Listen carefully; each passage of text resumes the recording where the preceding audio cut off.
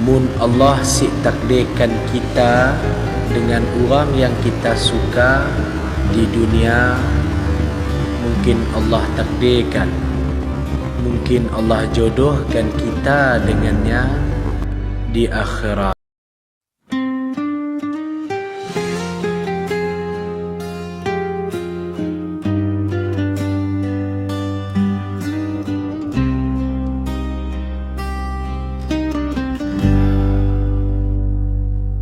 Setiap pertemuan pasti ada perpisahan.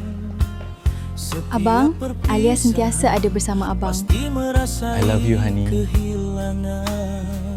Sebenarnya, Abi ada sesuatu yang nak abang beritahu pada Alia.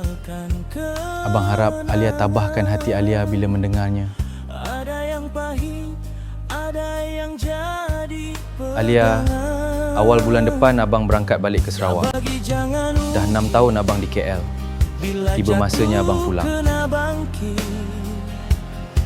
Walau hati ini pernah terasa sakit,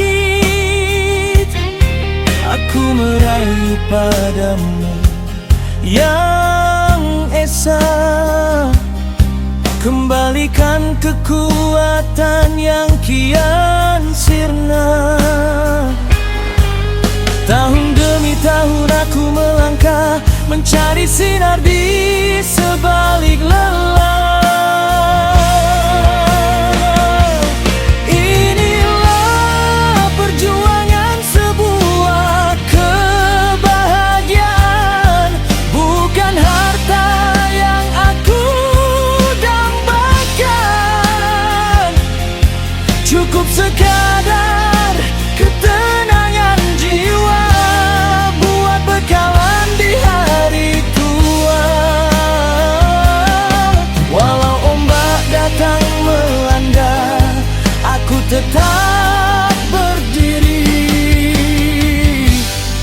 demi mereka yang ada.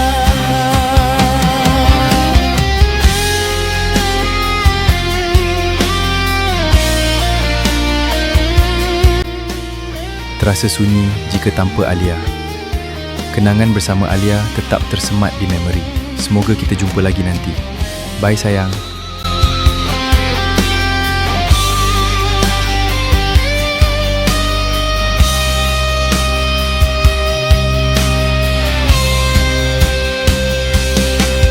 Mengenang masa lalu yang kian menjauh,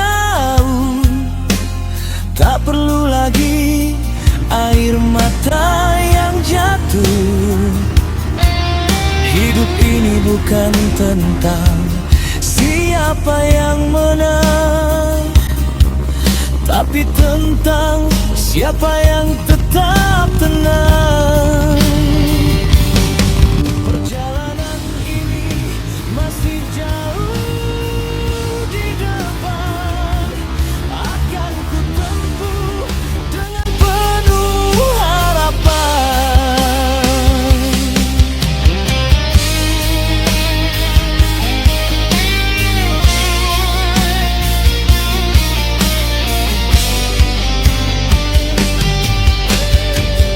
Mungkin hari ini langitnya mendung, esok lusa pelangi pula yang menyarung. Jangan berhenti, jangan menyerah, kerana setiap doa pasti ada maruah.